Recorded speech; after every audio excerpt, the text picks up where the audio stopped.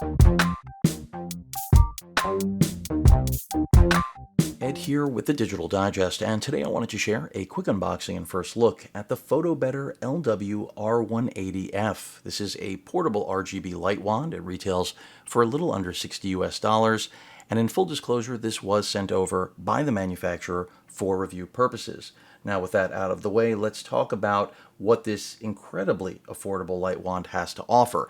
So first and foremost, it has a built-in 5200 milliamp hour battery, which per the manufacturer gives you approximately 140 minutes of runtime at full brightness, which is, in my opinion, impressive. Again, at this price point and with the form factor, you can already see it is very small. It has 21 different scenes or lighting effects that you can enable with it. And as you can see, really compact little carrying case, which is nice that they include that. And I'm trying to think of any other light wand that I've seen at this price point to date, and there's only maybe one other, and certainly not as feature rich. You can see right here we have a Type-C port for charging. The manufacturer also states that at 1% brightness, which I don't know how many of you will be using it at 1%, it can last up to 30 hours. So whether you're talking about using this as a accent light, key light, I mean, I think just the fact that it's portable, self-powered, there are a lot of different wands on the market. I've seen quite a few, and I like the look and feel of this. Essentially, metal on the back here feels kind of like a heatsink. Let's go ahead and try powering this on. You can see we've got a readout right there. And already we're at 4,500K. I believe the range on this is about 2,500K. I think they say up to 9,000K. So we're starting off at 4,500. I assume this is, yep, just increasing the output. And you can see the battery life is also listed. And as I keep increasing it, it's in real time, or at least it still is, changing that battery life to let you know the impact it'll have, which that's also a first I've seen from any light wand. So pretty cool. In terms of other capabilities, so if we hit S here, it's going to allow us to adjust the color temperature. So we just went from 4,500 all the way up to 9,900K.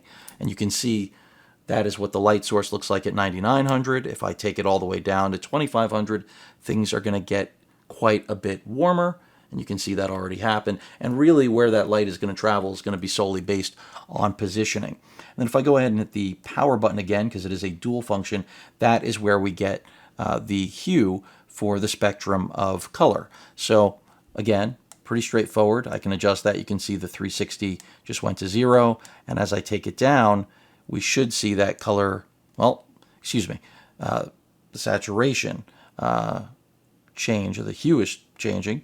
Let's go ahead and hit that one more time. These are the different modes, the lighting effects that I mentioned earlier. So this is flash.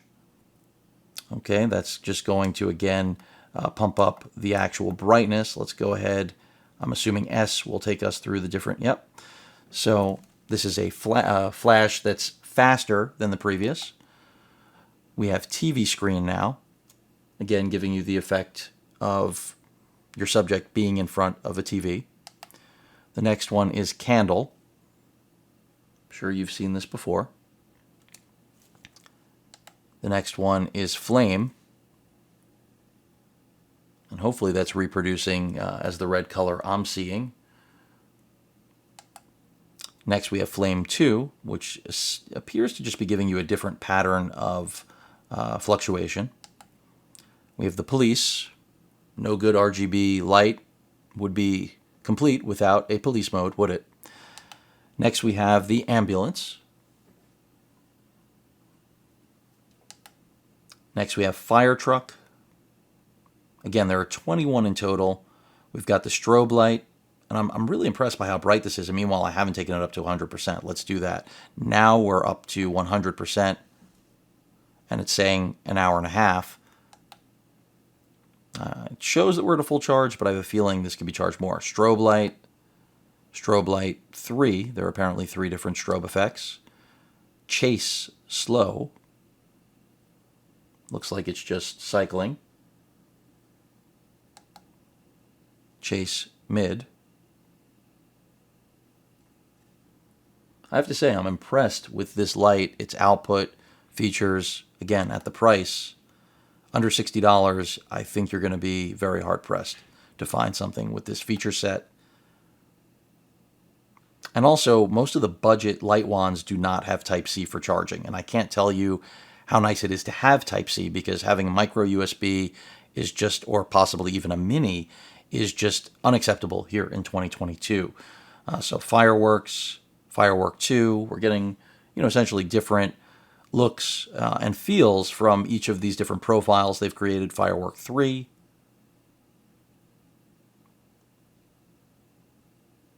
And we're in the club now. This is Club 1. Essentially strobe mixed with RGB. Club 2.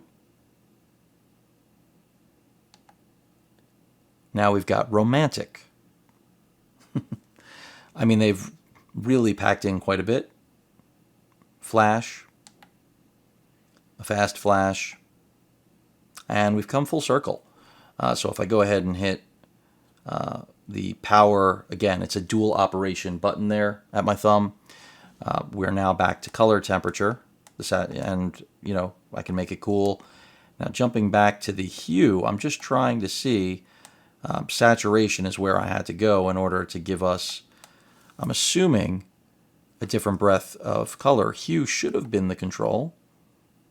We're on brightness, and it is. So now we're getting, initially when I jumped into the hue, which of course is the control for the color spectrum, I wasn't getting the result I expected, but now we are seeing the differentiation.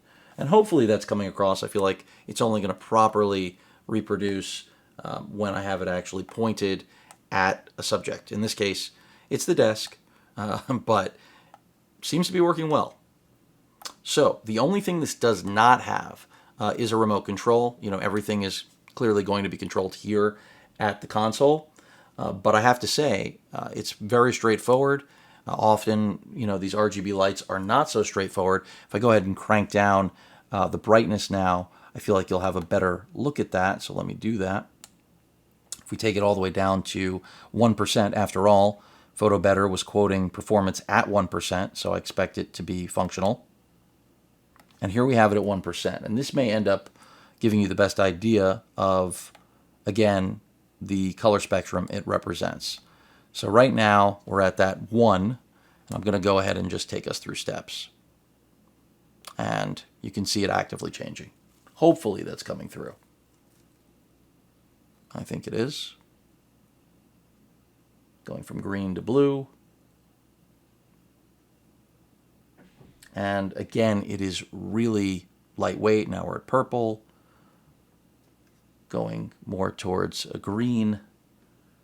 I mean, it's covering everything. So seems very solid, again, at not just at its price point, but in general. Look and feels good. We've got a 1/4 mount right here at the bottom and at the top. So however you want to mount this, you can. It does say online that it's also magnetic. But all of that aside, I'm seeing if it is magnetic, and it is. So if you want to attach this part to a metal surface, it will stick. So I guess the best way to show this would be to just take one of my portable drives and see if it actually sticks. But this may be, it's not sticking. It did stick to the base of my desk. Let's go ahead and take a look at the included accessories. So they give you a little mini tripod, which is very, very mini, I might add. And we've got some static following me, so that you can go ahead and mount this up, which, is a nice option to have. But remember, because it's got mounts on, as I hit my camera, on both sides, you can attach this to anything you want. So you could actually mount this on a camera rig system, especially if you have a cage with multiple points, easy to mount it there. Large form factor tripods, video tripods, accessory tripods, no reason that you can't mount that up. And then they also give you what appears to be a ball head with like a cold shoe here, so that, as mentioned, you can throw this on a camera, screw it on, and put it in any direction you like. And then, of course, most importantly, to keep this thing going, a Type A to Type C charging cable, which is going to give you the ability to charge this back up, which I think takes approximately, they quote, about an hour for a full charge. So again, really affordable, I think pretty versatile, and I really like the form factor because it does lend itself to being usable in a lot of different situations, easy to throw in a bag. So I will test it more, but you already got a pretty good run through on the modes and using the menu. So I think it's an impressive light. Again, at its price point, I think you will be hard pressed to find anything that stands up to the same experience that I'm at least seeing here right out of the box. And I didn't go through the user manual, but I did pretty much go through all the operation in terms of, again, color, temperature, the different effects it provides, and then of course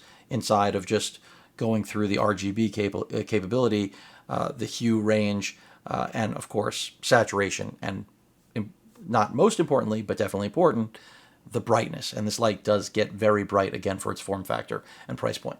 Any questions or comments, please feel free to post them. Hit that like button. And as usual, please feel free to subscribe, and please stay safe. Later.